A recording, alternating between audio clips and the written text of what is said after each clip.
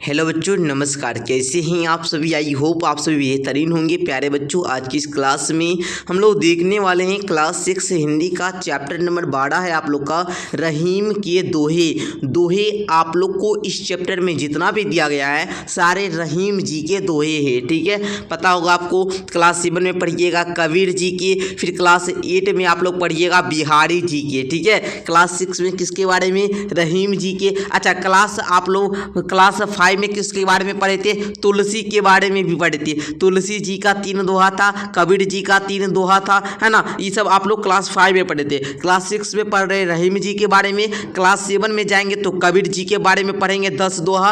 Class 8 में जाएंगे तो फिर क्लास 8 में बिहारी जी के 10 दोहा पढ़ लेंगे। ठीक है, लेकिन अभी क्लास 6 में है तो क्लास 6 वाला ये जो रहीम जी का दोहा है इसको पढ़ते हैं। तो प्यारे बच्चों, मैंने इस चैप्टर को अच्छे तरीके से पढ़ा रखा है, आप लोग जाकर पढ़ लीजिएगा। फिलहाल आज के इस वीडियो में मैं आप लोग को इस चैप्टर का ऑल क्वेश्चन आंसर कंप्लीट करवाने वाला हूं। तो आप लोग चैनल पर नए तो सब्सक्राइब करके वीडियो को लाइक कर लीजिए। चलिए स्टार्ट करते हैं।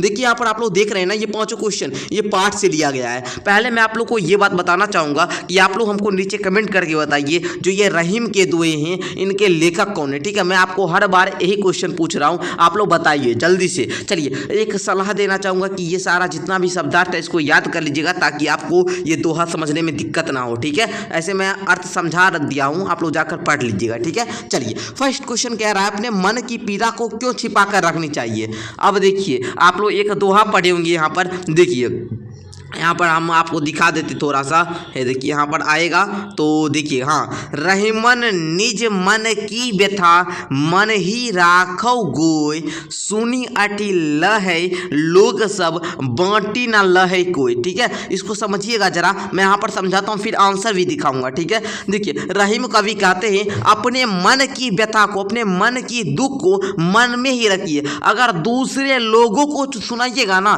तो वो लोग सुनकर अठलाएंगे। ठीक है ना, मतलब आपका मजाक उड़ाएंगे, आपका उपहास उड़ाएंगे। ये नहीं कि आपका दुख है तो आधा दुख बांट लेंगे, ऐसा नहीं करेंगे, है ना। ठीक है, तो यही इसलिए कहते हैं अपने मन की व्यथा को अपने ही मन में रखिए। ठीक है, दूसरे को सामने प्रकट मत कीजिए।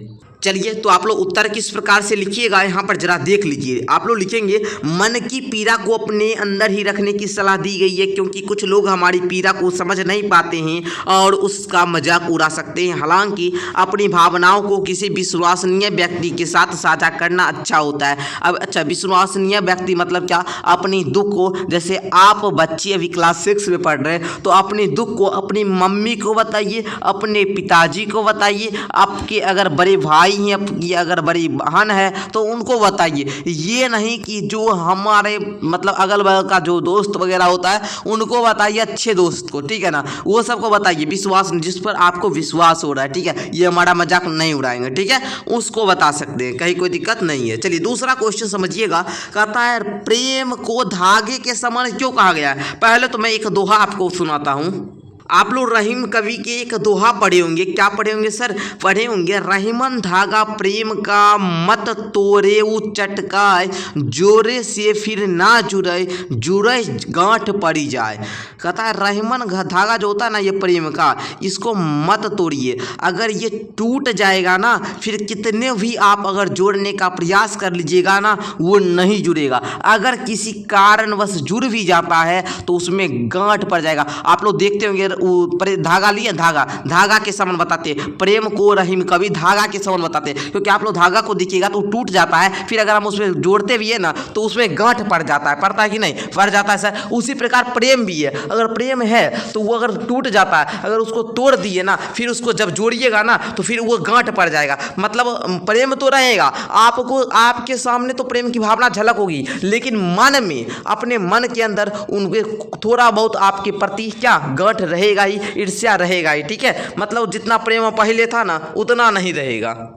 तो अब देखिए यहाँ पर आप लोग दूसरे प्रश्न का उत्तर में क्या लिखिएगा जरा, यहाँ पर आपको मैं दे दिया हूँ, आप लोग नोट करना चाहे तो नोट भी कर सकते हैं। लिखेंगे प्रेम को धागे के समान कहा गया है क्योंकि जैसे एक बार धागा टूट जाता है तो उसे पुनः मोड़ना मुश्किल होता है। ठीक है ना, और वह पहले जैसा नहीं रहता है। ठीक उसी तरह प्रेम के दरार आने पर उसे पुनः पहले जैसा बनाना कठिन होता है। ठीक है, आगे देखिए कि तीसरा क्वेश्चन कहता है किसी से कुछ मांगने के कर्म में कैसे बताया गया है और क्यों। लिखेंगे किसी से कुछ मांगने के कर्म में मांगने की प्रक्रिया को मृत्यु के समान बताया गया है, क्योंकि जब कि हम किसी से कुछ मांगते हैं तो वह नहीं देता है जो तो हमारा आत्मसम्मान क्या होता है, ठेस पहुंचती है और हमें लगता है हम कुछ नहीं कर सकते हैं, जैसे मृत व्यक्ति कुछ नहीं करता है। अब समझिए, भगवान उनको भी दो हाथ दिए हैं जिनसे आप मांग रहे हैं और आपको भी दिए हैं, ठीक है ना, आपको भी दिए। आप किसी से काहे मांगिएगा, हाँ मांगिए, अपने मम्मी पापा हैं आप मांगिए, और जिनको विश्वास होता है कि भैया ये हमको दे देंगे उससे मांगिए। अगर आप किसी से मांग रहे हैं वो आपको रुपया नहीं दिया, मानिए अगर आप किसी से रुपये मांग रहे हैं, अगर आप किसी से कलमें मांग रहे हैं, आप अभी किसी से पेंसिलें मांग रहे हैं, यदि आपको नहीं देगा ना, आपके मन को बहुत ज़्यादा ठेस पहुंचेगा, जैसे है ना, बहुत ज़्यादा ठेस पहुंचेगा, जिसके कारण आपको लगेगा कि हम कुछ नहीं कर पा रहे हैं, हम कुछ नहीं कर सकते हैं। इससे क्या होती है, आप जैसे मृत व्यक्ति, मरे हुए व्यक्ति जो होता है ना, वो कुछ नहीं करता है, उसी प्रकार आपको भी लगेगा। इसलिए कहता है किसी के सामने मांगने के सर में जो कर्म है इसमें मृत्यु के समान बताया गया है, ठीक है। चलिए देखिए, चौथा क्वेश्चन कहता है सज्जनों की संपत्ति किस कार्य के लिए होती है। लिखेंगे सज्जनों की संपत्ति दूसरों की सेवा और भलाई के लिए होती है, जैसे पेड़ फल देकर और नदियां बहाकर दूसरों की सहायता करती है। सज्जन अपनी संपत्ति इस्तेमाल दूसरों के हित में करते हैं। ओके, चलिए आगे देखिए, कहता है सर क्वेश्चन नंबर 5 कि रहीम की कुछ सूक्तियाँ नीचे दी गई है, पाठ के आधार पर उन उदाहरणों को लिखिए जो उन सूक्तियों के परिणाम स्वरूप दिए गए हैं, ठीक है, परिणाम स्वरूप दिए गए। लिखेंगे अच्छे लोगों पर बुरे लोगों की संगति का बुरा प्रभाव नहीं पड़ता है। लिखेंगे आप लोग, जो रहीम उत्तम प्रकृति का करी सकत कुसंग, चंदन विष व्याप्त नहीं लपटे रहत भुजंग। मतलब इसका मतलब ये हुआ, जो रहीम उत्तम प्रकृति, जो लोग अच्छे हैं ना, का करी सकत कुसंग, उसमें दुष्ट व्यक्ति भी उसको कुछ नहीं करेगा। अगर हम एक अच्छे शिक्षक हैं तो हमको कोई भी दुष्ट व्यक्ति भी अगर हमको दूसरा रास्ता दिखाएगा ना तो हम नहीं जाएंगे, ठीक है। चंदन विष व्याप्त नहीं लपटे रहत बुन। आप चंदन का पौधा देखे हैं, चंदन पर क्या होता है कि सांप लपटे हुए रहता है चंदन के पौधा में, लेकिन चंदन को देखते हैं लोग अपने माथे पर लगाते हैं, वह विष होता है, कभी नहीं होता है सर। उसी प्रकार उदाहरण देकर समझाया गया है, ठीक है। आगे ये सर कहता है भले लोगों मतलब सज्जन लोग परोपकार के लिए कार्य पर खर्च करते हैं। लिखेंगे, तरवर फल नहीं खात है, सरवर पियहि न पानी, कही रहीम पर काज हित, संपत्ति सच ही सुजान। मतलब समझिएगा आप लोग, तरवर फल नहीं खाता है। अब बताइए, पेड़ जो होता है अपना फल खाता है, नो सर नहीं खाता है। क्या तालाब अपना पानी पीता है? नहीं पीता है सर। उसी प्रकार जो भले आदमी होते हैं ना,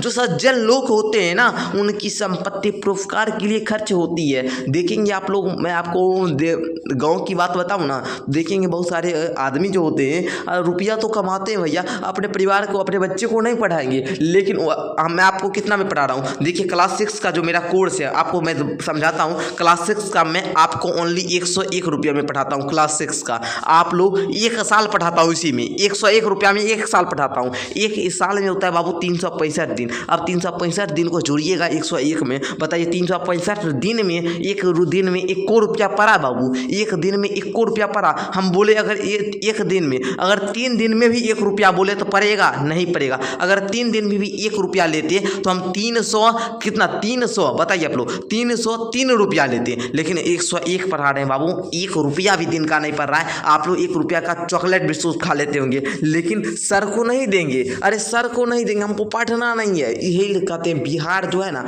शिक्षा के क्षेत्र बहुत पिछड़ा हुआ है, ठीक है। चलिए आगे देखिएगा, कहता है हम बड़े छोटे को सम्मान करना चाहिए। लिखेंगे, रहीमन देखिन बरेन को लघु न डीजे दाढ़ी, दहा काम आवे सुई, कहाँ करे तरवारी। ओके लिख लेंगे। आगे बढ़िए, दूसरे को भला करने वालों को अपने ही आप भला हो जाता है, यो रहीम सुख होता है उपकारी के संग, बांटन वाले को लगे जो मेहंदी का रंग। ओके चलिए समझा दी। जो रहीम सुख होता है, जो रहीम सुख कर देता है ना, उस उपकारी के संग, उपकार करके जो सुख प्राप्त करता है ना, जैसे आप लोग जानते होंगे जो मेहंदी लगाते हैं ना, तो जो लगाता है ना उनके हाथ में भी मेहंदी लग जाता है थोड़ा बहुत, ठीक है ना। तो उसी प्रकार हुआ, ठीक है। अच्छा, हमें किसी कार्य के लिए अत्यधिक व्याकुल नहीं होना चाहिए।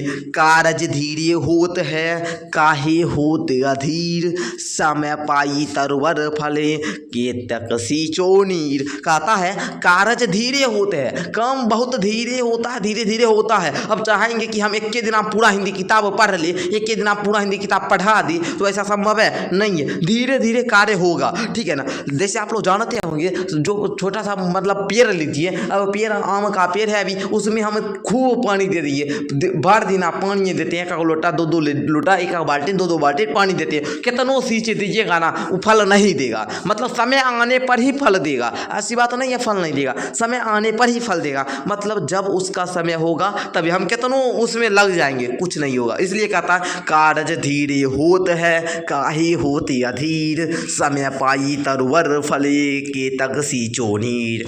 आगे कहता है पाठ से आगे में, ऐसे कि नहीं दो अवसरों, यहाँ पर क्या होगा बाबू? अवसरों की चर्चा कीजिए जब आपने दूसरों के लिए काम किया हो और आपको उसका लाभ हो। लिखेंगे मैं दीदी के स्वाध्याय पूरा कर देती थी, पर उससे मुझे लाभ यह होता था कि मैं उसके बारे में चली गई, तो मुझे वह स्वाध्याय प्रश्न उत्तर बहुत आसान। अब मानिए हम किसी अपनी दीदी को जो प्रश्न अध्याय है वो बना दिए, अब हम आगे क्लास में जाएंगे, मानिए अभी 7 में, अभी मानिए हम हमारी दीदी 7 में पढ़ रही है, हम 6 में पढ़ रहे हैं, नहीं, ठीक है ना। तो हम क्या करेंगे, अपने दीदी के क्वेश्चन आंसर लिख दिए, तो हम भी 7 में जाएंगे तो हमको क्या होगा, उस समझने में आसान होगा जी। तो यही बोले, ठीक है। चलिए आगे देखिए, परोपकार से आप क्या समझते हैं? ऐसे कार्यों की सूची बनाएं जिससे हम परोपकार कार्य समझे। लिखेंगे परोपकार कार्य का मतलब हुआ दूसरे के लिए काम करना, जैसे कि अनाथालय खुलवाना। अनाथालय आप लोग जानते हैं, जहाँ पर अनाथ बच्चों को रखा जाता है। स्कूल खोलने, पक्षियों की देखरेख करना और गरीबों की मदद करना। हम तो बाबू आप लोग को जो भी बच्चे हैं जिनको मतलब बोले ना, एक तरह से हम बोल सकते हैं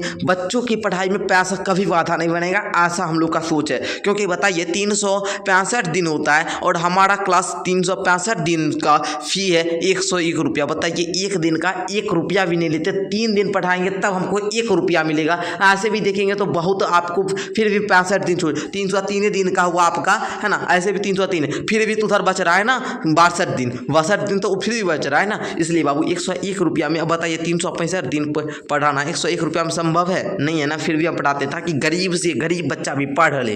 तो आप लोग एक दिन में 1 रुपया तो बोलते हैं ना, हम क्या करते होंगे, चॉकलेट बिस्कुट खाकर हम लोग खर्च कर देते होंगे, लेकिन पढ़ने में खर्च कीजिए, ठीक है। चलिए व्याकरण अब शुरू होता है, कहता है समान अर्थ वाले शब्दों को मिलाइए। अभी देख रहे हैं ना, ये हिंदी वाला PDF है, ये सब कोर्स में ही हम देते हैं। चलिए राखो काम, अगर आप लोग कोर्स ज्वाइन करना चाहते हैं तो आप लोग को मैं बताता हूँ, आप लोग को डिस्क्रिप्शन में हमको मैसेज करने का लिंक दिया जाएगा, वहाँ पर आप लोग जाकर मैसेज कर सकते हैं हमको, ठीक है। राखो काम देखिए यहाँ पर दिया गया ना, इसको मिलान करना है। तो देखिए राखो का मतलब हुआ रखना, अठिलाना का मतलब हुआ इतराना, सरवर का मतलब हुआ तालाब, निक्षत का मतलब हुआ निकालना, कारज का मतलब हुआ काम। ओके चलिए समझे। चलिए यही वाला क्वेश्चन का उत्तर था। ओके चलिए बच्चों, अब देखिए अब हम लोग, तो प्यारे बच्चों इस प्रकार आप लोग का ये चैप्टर का क्वेश्चन आंसर कंप्लीट हुआ। मिलते हैं एक नेक्स्ट क्लास के साथ, तब तक के लिए धन्यवाद। प्यारे बच्चों इसी प्रकार आप लोग डेली क्लास मिला कीजिए। अभी मैं आप लोग का 2 से 3 दिनों में पूरा हिंदी आप लोग का पढ़ा दूंगा, ठीक है, कंप्लीट। ओके बच्चों धन्यवाद।